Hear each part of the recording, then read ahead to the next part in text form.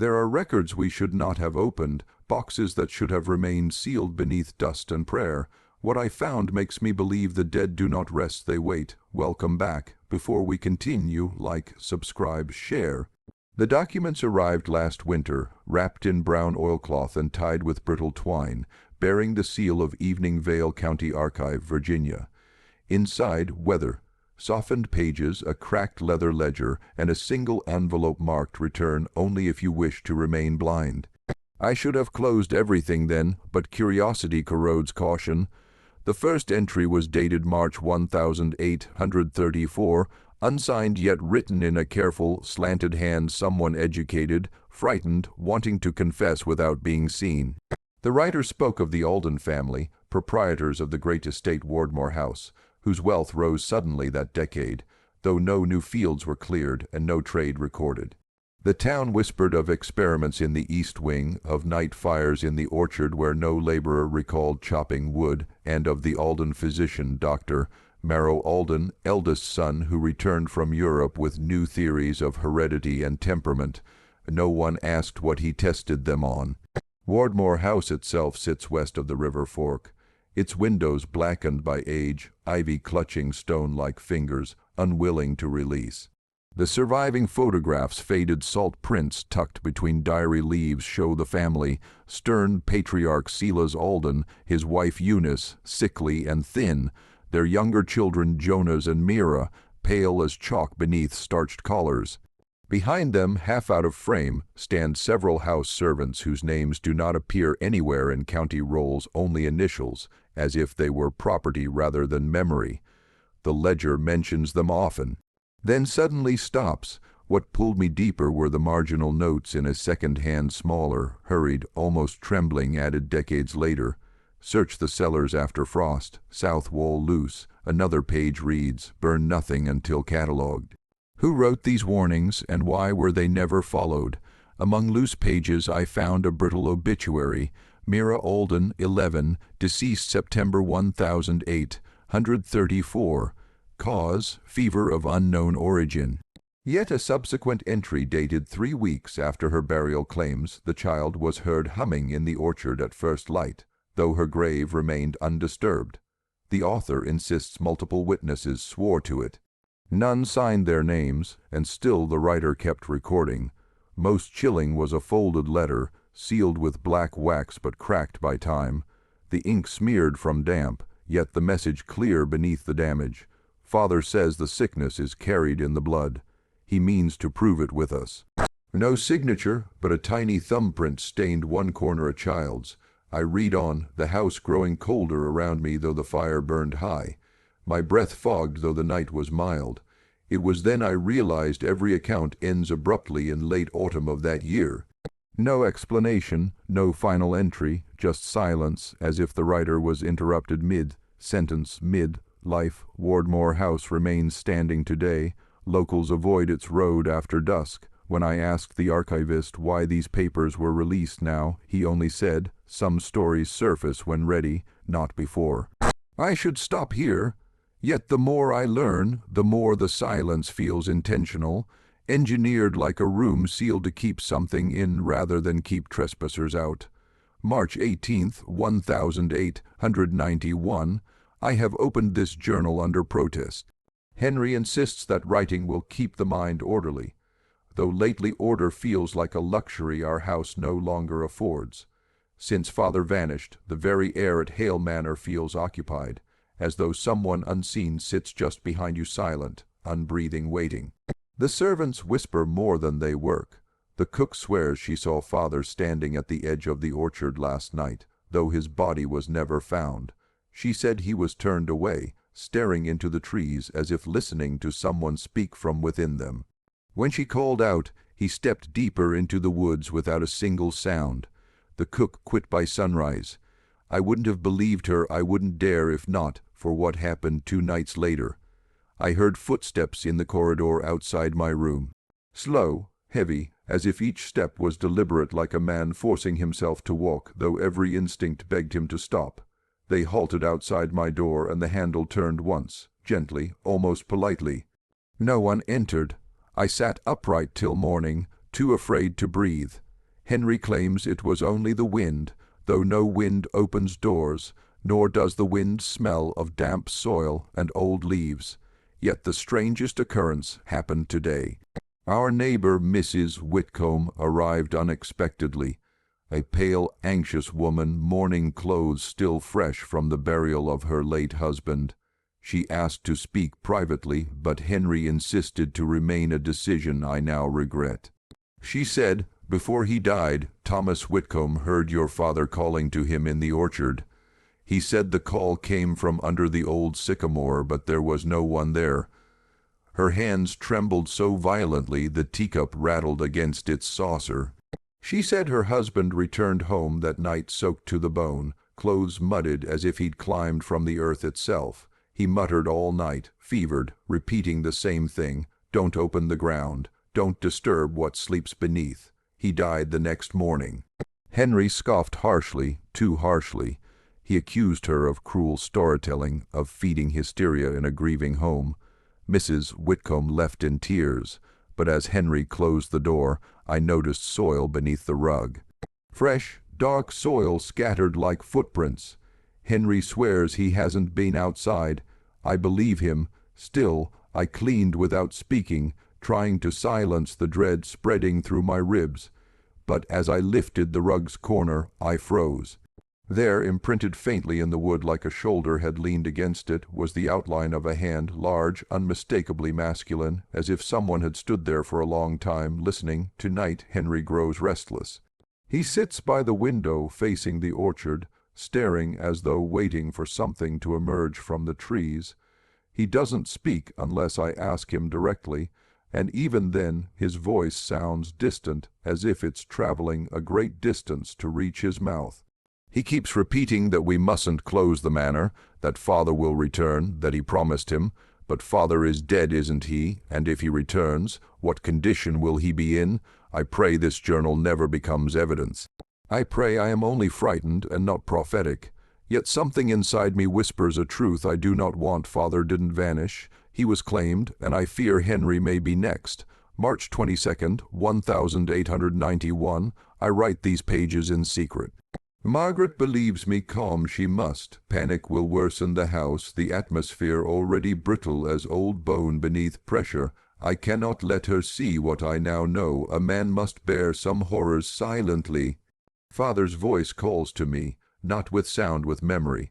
I will be in the study, ink drying on the page, and suddenly I will remember something I have never lived. A walk through the orchard, moonlight silvering the grass. The scent of earth unsettled. I walk in my mind to the old sycamore, and I see him standing there with his back turned. Not the man I knew, taller, as if stretched by the grave, shoulders stiff like marble. His coat damp with soil.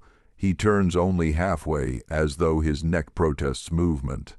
I never see his face, only the suggestion of it, pale and indistinct, like a portrait left too long in the rain. I wake gasping, mud under my fingernails. It happened again tonight.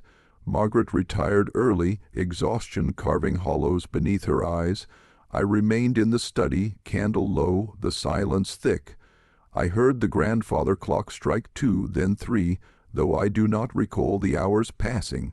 My hand ached suddenly, cramped around the pen. When I looked down, I found the inkpot spilled, and across the paper I had written the same sentence 50 times over. Do not disturb the roots. The words were not mine. Not entirely. My handwriting, yes, but the slope of the letters too firm, too old-fashioned, like father's script. I burned the page, but the smell lingers on my hands. March 24th, another visit today. Reverend Clark came by, face strained, collar askew. He brought a book, leather warped, smelling faintly of wet decay. He insisted father borrowed it before his disappearance, claiming botanical research. Yet these are no botany notes. No, the pages speak of rites of burial grounds older than Hale Manor, older than the village itself, drawings of roots like veins twisting beneath human figures, words I do not recognize, yet they whisper meaning as I read them. The Reverend left in haste, refusing tea, refusing to stay beyond daylight. Before leaving, he caught my arm grip iron tight. His eyes were red, rimmed, sleepless. If you hear him speak, he said, you must not answer. Acknowledgement invites entry. He would say no more. But I have already answered. Last night I stood again at the window. The orchard shimmered beneath the moon like frost on a corpse. Something moved between the trees, slow, deliberate, as if learning how to inhabit a body. I leaned forward. My breath fogged the glass. Then I heard it. A whisper right behind me, though the room was empty. Henry. My name spoken with father's voice, or what remains of it, hollow, wet. Like earth sliding over a coffin, I answered without meaning to. I'm here.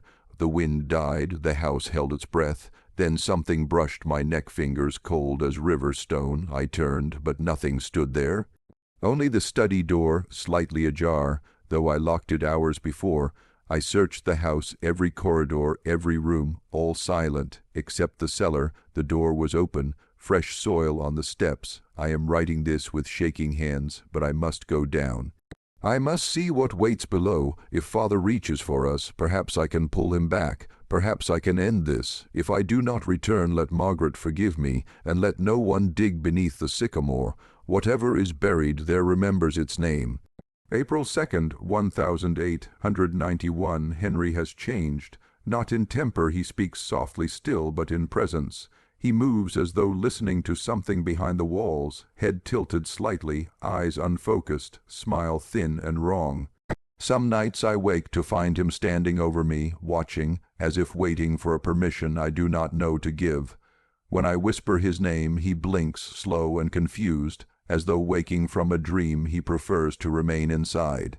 He spends hours in the cellar, not working, only sitting in the dark. He said he needed quiet for his research. But when I asked what research, he stared too long before answering. He speaks less each day. Yet sometimes I hear him murmuring below the floorboards, voice low and rhythmic, as though reciting prayers. But Henry never prayed before. I found the dirt beneath his fingernails again. He washes them constantly, scrubbing until the skin reddens, but the soil returns by morning. He does not smell of ink and tobacco anymore. He smells of earth after rain, sweet, rotting, alive. The servants gossip in corners now, fearful glances following Henry whenever he passes. Clara refused to go down to the root cellar yesterday. She claims she heard breathing in the dark, not human breathing, but heavy, labored, wet. Henry overheard and smiled in a way I wish I could forget. Thin lips, stretched too far, too calm. He dismissed her, but his fingers trembled when he closed the cellar door. April 4th, the sycamore. God help me, something stirs there at night. When the moon is bright, the soil pulses as if something underneath pushes upward, straining to break through. A soft cracking sound, like joints being forced, echoes through the orchard. I have forbidden Henry to go near it, but he slips out regardless. I followed once, just once, and wished I had not. He knelt by the roots, head bowed, whispering. The tree seemed to lean toward him, its branches rigid like outstretched arms. The ground around him quivered, as though sighing with relief. He placed his palm to the bark, and I swear it pulsed beneath his hand like warm flesh. I fled back to the manor, praying he did not see. April 9th, Henry brought the book to bed last night. Its leather cover feels like dried skin, tight and cracking. I begged him to burn it. He only smiled, that same distant, patient smile, and told me burning what is rooted only feeds it. He says father is not gone, only part of the soil now, and that we should be honored. I argued until tears, but Henry only watched with an expression I cannot name, sorrow, perhaps, or longing. When I slept, I dreamed of the orchard again. Something beneath the roots pressed upward, and a pale hand broke the surface, fingers long in soil. Slick, it reached for me. I could not move. I woke screaming. Henry held me, but his arms felt too cold. April 12th, there are footprints in the hallway, bare, muddy, larger than Henry's. They lead from the back door to our bedroom and then stop at the foot of the bed. The sheets smelled of damp leaves this morning. Henry claims he remembers nothing of the night. I do not know if I believe him anymore. If this journal is found, please, whoever reads, dig no further. Let the dead remain beneath the sycamore. Henry says father wants us to join him. That blood seeks root. I fear he means it. I will hide these pages. If Henry finds them, he will not be Henry when he reads. The voice that speaks through him grows stronger each night. And I think it knows my name now. Case file, H. Male, age 34, Initial examination. April 15, 1008. 191 location. Hale Manor, Parish of Wickham. I was summoned by Mrs. Margaret Hale under conditions pertaining to mental and physical disturbance of her husband, Henry Hale. She appeared pale, exhausted, with tremor in the hands indicative of prolonged distress. I expected hysteria. I found instead a household saturated with the scent of damp earth, as though it were growing inside the walls themselves. Patient was located in the study, light intolerable curtains drawn tight despite morning sun. He sat upright, posture rigid as a corpse prepared for viewing, yet eyes alert. Fixation, the orchard, the root cellar, his late father. When asked to recall recent nights, he spoke without hesitation. He is nearly through the soil. He remembers us. The roots feed well. His tone was conversational, almost cheerful, concerning delusion. I inquired about sleep. He answered, I dream only of soil, but I wake rested. The earth sustains. Physical assessment revealed discoloration along the veins of the forearms, faint brownish branching, like root systems spreading beneath the skin. Fingernails compacted with soil impossible to clean. Odor of leaf rot clung to him even after bathing, confirmed by Margaret. Pulse slow but strong. Temperature slightly below normal. Most disturbing was his reaction to the stethoscope. Upon contact with the chest, patient exhaled sharply and whispered, Listen closely, doctor. Tell me what grows where a heart once beat. A sound irregular, moist, like water moving through clogged channels echoed beneath bone. Not heartbeat, more akin to roots shifting in wet earth. I removed the instrument immediately. I advised isolation, rest, and observation. Patient laughed, a low, resonant sound that vibrated through the floorboards. He warned me not to approach the sycamore. I had not mentioned the tree. When I asked how he knew I had seen it through the window, he replied, The soil tells me things. It listens when you walk. Margaret broke down following the session. She confessed Henry speaks with two voices at night, one his own, one deep and thick like dirt packed in the throat.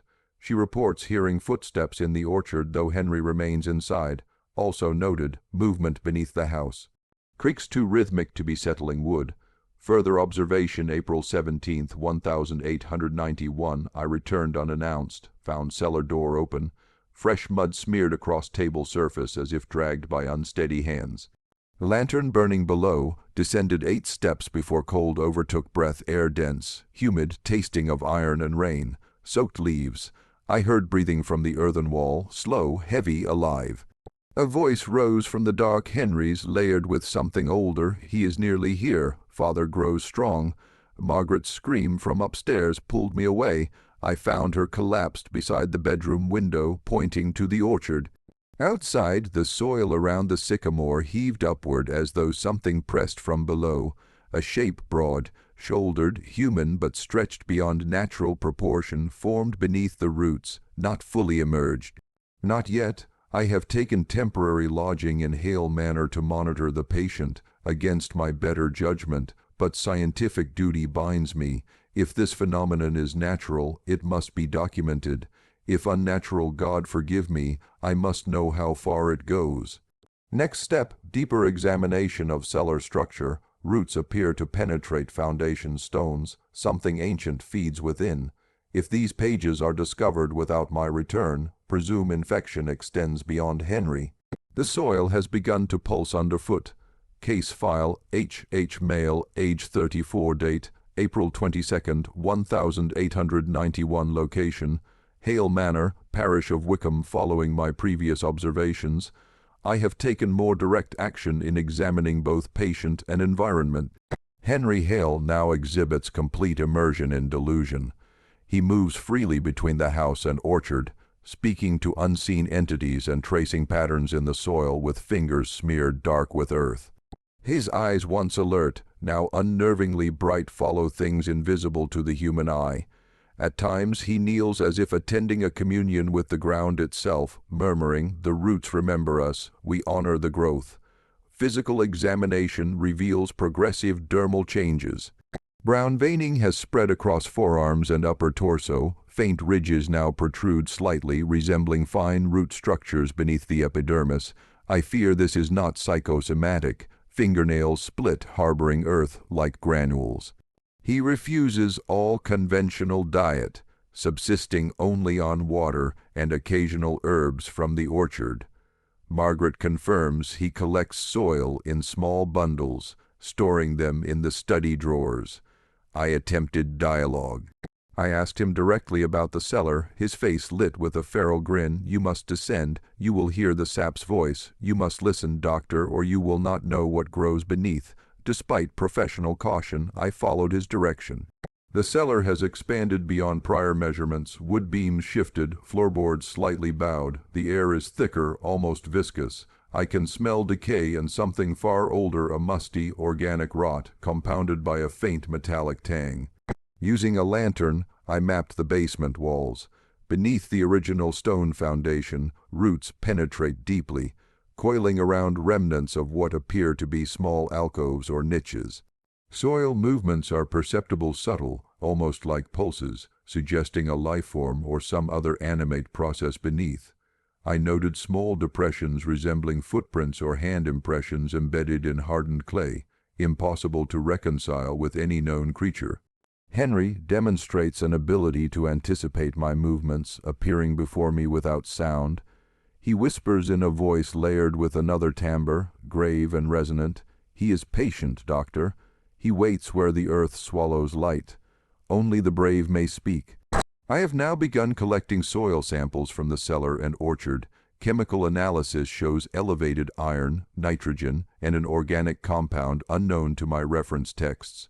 Portions of the soil are spongy, almost breathing under gentle pressure.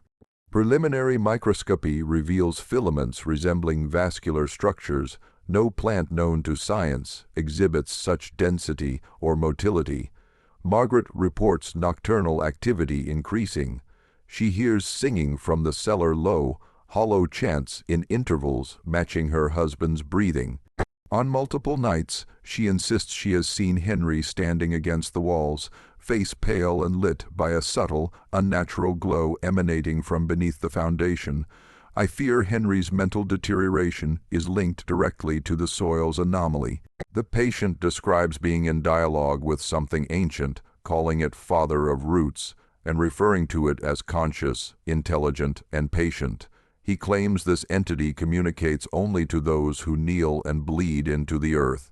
I have secured journals, sketches, and preliminary chemical analyses in the Manor Library for study.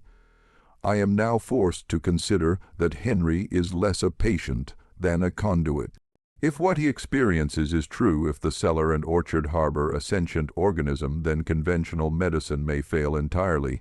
I must continue observation. Isolation is impossible. His influence extends through the soil, through the walls, into the house itself.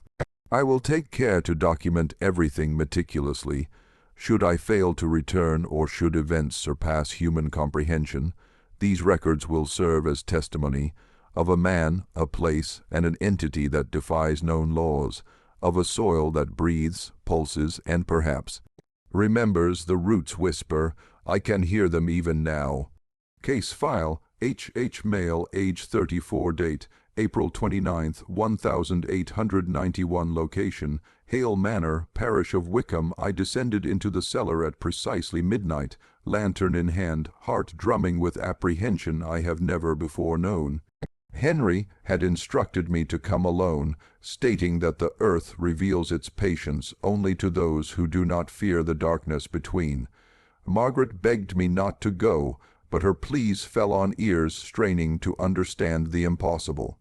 The air grew immediately dense upon stepping beneath the stone arch. Moisture clung to my coat. The smell of loam, metallic and ancient, was overwhelming. I noticed the roots first, dark, thick, and glistening, curling along the walls and floor. They writhed subtly, almost in time with my own pulse. I could feel a low vibration beneath my feet, a rhythmic pulse that seemed to resonate with something far older than this house. Henry knelt in the center, hands pressed to the floor, whispering. His voice was calm, but it carried a resonance that made the cellar seem impossibly deep. He has woken. He knows you are here. I followed his gaze downward toward a fissure in the clay floor. From it, the roots surged upward slightly, quivering as if sensing the presence of another being. My lantern illuminated intricate, almost human, like patterns pressed into the soil, impressions of fingers, hands, even feet, but impossibly elongated and twisted. My scientific mind screamed for rational explanations, but none sufficed. Henry began chanting softly, his words a mixture of Latin and an unknown dialect, punctuated with pauses that matched the throbbing pulse from below.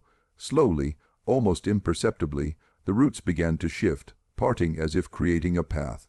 I took a step forward. The earth seemed to inhale beneath my boots, damp soil sucking at the soles. My lantern flickered, and shadows danced wildly along the stone walls, stretching into grotesque forms that seemed alive. Suddenly, the roots shot upward in a writhing surge, encircling Henry. He did not resist. Instead, he pressed his forehead to the floor, whispering, "We are ready. We are one." A low hum filled the room, vibrating in my chest. The soil beneath me moved with deliberate force, almost pulling at my legs. I fell to my knees, lantern clattering to the ground. The roots pulsed with a light that seemed internal, faint but suffocating in its intensity. It was as if the cellar itself had taken awareness of my presence. I realized in that moment that the roots were not merely plant matter, they were responsive, sentient, and hostile in their curiosity. Henry's voice rose. "Do you see? Do you understand? He speaks in memory and in growth. He sees the lives we have lived." The walls seemed to breathe. The roots twined around beams, creeping toward the ceiling with unnatural speed. I crawled backward, lantern swinging wildly, casting grotesque shadows that writhed across the walls like living figures. I glimpsed faces in the soil, not hallucinations. I am certain human faces pressed into the mud, mouths open in silent screams. I scrambled toward the stairwell, heart hammering. Henry followed calmly, still kneeling, eyes glowing unnaturally in the dim light. The last thing I heard before escaping into the hall above was a sound like dry cracking wood, low and deliberate, as though the roots were speaking in a language older than man, a language of patience and hunger. Once in the hall, I gasped for air, shaking. Margaret pressed a damp cloth to my forehead. The cellar behind me was silent again, but I knew it would not remain so. Henry remained below, a conduit, a worshipper of something alive in the soil. And I had seen enough to know that Hale Manor was no ordinary house, and Henry Hale no ordinary man. Something ancient, dark, and unyielding had awakened. The roots had spoken, and now they were waiting. Case file H.H. Male, age 34, date May 1st, 1008, 191 location, Hale Manor, parish of Wickham. The night after my descent into the cellar, sleep eluded me. Every creak of the old house, every gust of wind rattling the shutters, felt like a warning. I wandered from room to room, examining doors and windows, checking locks that seemed suddenly inadequate. By midnight, the unease became a pressing weight. I had the sense that the house itself was listening, waiting. It began quietly. A low, persistent scratching came from beneath the floorboards in the kitchen. I froze, lantern trembling in my hand. The sound was rhythmic, deliberate, almost like claws raking wood, yet not quite. I crouched and peered beneath the loose boards. Nothing but darkness stared back. Then a single root burst through the floor, snapping the plank in two, curling upward like a serpent. Its surface glistened wetly in the lantern light, and the smell hit me. Decay, earth, and something acrid, metallic. I stumbled back. The root recoiled as if sensing my terror, then surged forward, growing faster than any plant should. My instincts screamed to flee, but my curiosity, mingled with horror, kept me rooted. From the walls, more roots erupted, thin at first, then thickening rapidly, slithering along the floors and creeping up the corners of the room. The kitchen, once familiar, transformed into a living cage. The roots moved with intention, coiling and striking as though testing the air for life. Suddenly, a violent tremor shook the house. Dust fell from the beams, and the chandelier swayed. I heard Henry's voice echoing from below, chanting in that strange dialect. The roots responded, They twisted, curling around each other to form a lattice of impossible angles, enclosing the kitchen like a trap. The air was suffocating, thick with the smell of wet soil and rot. My lantern flickered and died, plunging me into darkness broken only by the faint bioluminescence pulsing along the roots' surfaces. Then came the movement. The roots shot forward like living spears, snapping and curling, seeking. I rolled aside just in time as one smashed against the wall where I had stood. The sound of splintering wood echoed like gunfire. Another root struck the floor, sending shards flying into the air. I scrambled backward, my heart hammering, desperate to find the stairwell. Henry appeared suddenly, emerging from the shadows near the cellar entrance. His eyes gleamed unnaturally. They are awake, they hunger for knowledge, for truth. Do not stop them, for they serve the old purpose. I wanted to protest, to scream, but the roots pressed closer, their movements intelligent, coordinated. They pulsed with a rhythm I could feel in my chest, a heartbeat older than memory itself. One root, thicker than my arm, lunged at me, curling around my leg and pulling me to the floor. The pressure was immense, almost crushing. I kicked, screamed, struggled, and the root recoiled slightly, releasing me. Henry remained calm, whispering to the roots, guiding their frenzy. I realized then that they were not acting entirely of their own will. They obeyed him, feeding on the fear, the energy, the chaos. The house had become a battlefield, roots versus man, reason versus ancient intelligence. I staggered toward the stairwell, narrowly avoiding a snaking root that smashed into the wall behind me. The smell of wet soil and decay clung to me, coating my skin. I could hear the walls groaning as if the house itself were alive, responding to some force beneath the stone. One final glance revealed the full horror, roots crawling up the ceiling, dripping black moisture, writhing over furniture, over Henry, over the floorboards, pulsating, breathing. I escaped into the hall, panting, trembling. The roots paused at the threshold, retreating slightly, but I knew it was temporary. They were patient. They had always been patient, and I understood then Hale Manor had been dormant for centuries, hiding something that now, with Henry as its vessel, had finally awakened. The War of Roots had begun. Case file, H.H. Male, age 34, date, May 2nd, 1891, location, Hale Manor, parish of Wickham. I didn't sleep that night. The image of the roots writhing across the kitchen, Henry's calm command over them, haunted my every thought. By dawn, a thin mist had crept through the windows, curling like ghostly fingers across the floorboards. The manor felt alive now, watching, calculating. Every creak of the floor, every sigh of the walls, suggested a presence patient, ancient, malevolent. I moved cautiously to the hall, searching for any sign that the house had returned to a semblance of calm.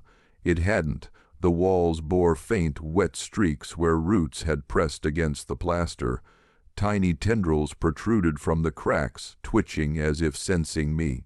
I swallowed, trying to steel myself, when a scream shattered the morning silence. It came from the guest wing. Heart hammering, I ran toward the sound, lantern shaking violently.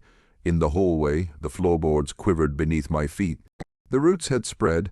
Thin filaments snaked along the baseboards, twisting up door frames, reaching higher into the walls than I thought possible. The air was thick, damp, and reeking of rot, yet carrying something sharper iron, blood, and decay. The door to the guest room was cracked open. I pushed it cautiously, and my stomach dropped. There, sprawled across the floor, lay Mrs. Larkin, the housekeeper. Her eyes were wide with terror, her hands clawing at the roots that had wrapped around her limbs. They had pulled her down into the floorboards, the wooden planks splintering beneath their immense force. Her cries echoed off the walls as more roots emerged from the floor, climbing over her body like living serpents. I screamed, rushing forward, hacking at the roots with the lantern handle. They recoiled slightly, but Henry's calm voice cut through the chaos, commanding them, and they surged again with terrifying precision. The roots weren't mindless. They had intelligence, awareness, and now hunger. Mrs. Larkin's last scream ended abruptly, a choked, wet sound as the roots enveloped her completely, dragging her beneath the floor.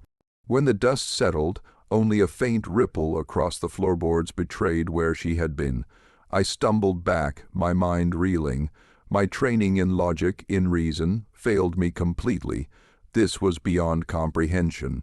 The house had become a predator, and every corner, every wall was a potential trap. Henry appeared beside me silently, his face eerily calm. "Do not grieve. She was the first, but not the last. They test us, push us to see who serves. Fear feeds them, but only obedience binds them." I wanted to scream, to strike him, but I knew it would be futile. The roots obeyed him. He was their conduit, their master. My only hope lay in surviving, in understanding their patterns, in finding a weakness. Suddenly a thundering sound came from below the cellar, the place where I had first encountered the roots. The noise was rhythmic, deliberate, like a heartbeat magnified. The floorboards vibrated underfoot, and I felt the house itself pulse, alive in a way that defied reason. I realized then the horrifying truth: the infestation was spreading. The roots were no longer confined to the cellar or a single room. They moved through the walls, the floors, the beams, seeking more victims, absorbing energy, learning. Hale Manor was awakening, and every living thing inside was prey. Henry's eyes glinted with a terrifying mix of pride and fanaticism. He whispered, almost to himself, "They awaken fully now. Those who flee are cowards. Those who stay become part of them." I backed away, understanding that I was caught between a sentient force I could not reason with and a man who worshipped it. I had to survive, but every instinct screamed that survival might be impossible. Outside, the mist thickened, curling under the doors, as if drawing in the manor's influence. The horror that had begun in secret was now spreading beyond walls into the world.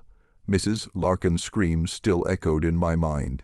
And I knew with terrifying certainty she would not be the last. The roots had claimed their first blood. Case file HH. Male, age 34, date May 3rd, 1891, location Hale Manor, parish of Wickham. By the next morning, the mist had thickened around Hale Manor, pressing against the windows like a living shroud. Birds avoided the trees, and even the wind seemed hesitant, stifled by the unnatural quiet that had fallen over the estate. I dared not leave my room. The thought of encountering the roots in the hall or the walls below filled me with a paralyzing dread.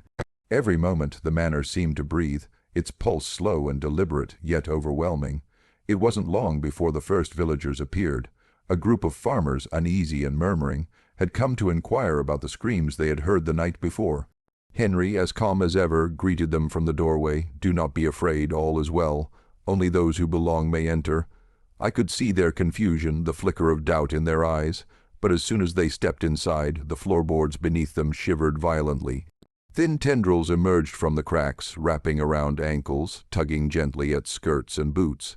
The villagers screamed, stumbling backward, and Henry's expression remained serene, almost benevolent. "They test the curious," he said softly, "to see who is patient, who is fearful, who resists." It was clear that these roots were no longer confined to the house. The influence of the manor was spreading outward. Each visitor became an unwitting participant in the awakening. Those who entered too far risked joining the roots' vast network, becoming part of something that was neither entirely alive nor entirely dead. I spent hours observing from the shadows, noting how the roots moved with a frightening intelligence. They did not merely reach for flesh. They tested the mind, probing fear, curiosity, and willpower. One villager, a young man named Thomas, had the misfortune of laughing nervously at the absurdity of the situation. The roots coiled around him, but only lightly, as if testing his reaction. When he froze in terror, the pressure increased, forcing him to collapse to the floor. Henry's whispered commands seemed to guide them, shaping their hunger with precision. In the cellar, the situation had grown worse. The roots now twisted into shapes that resembled skeletal hands, reaching upward through the stone floor as if demanding sacrifice. The air smelled of earth and iron, tainted with the lingering scent of Mrs. Larkin. I realized then that the manor itself had become a sentinel, a predator, and Henry its unwilling priest, or perhaps its chosen conductor. Word spread through the village despite Henry's warnings. Families avoided the manor, livestock refused to graze nearby, and whispers of the cursed house began to circulate. Some claimed to see shadows moving behind the windows at night, roots twitching under the moonlight, while others swore they heard singing, low, haunting chants that seemed to echo from the walls themselves. I feared what would happen when the manor fully awakened. Already it had claimed one life, and now the village trembled on the edge of chaos. The roots seemed to sense opportunity, extending tendrils outward, testing boundaries, exploring new territory. I could feel their hunger pressing against my mind as I observed. They were patient but unstoppable. Henry remained at the center of it all, serene and horrifying.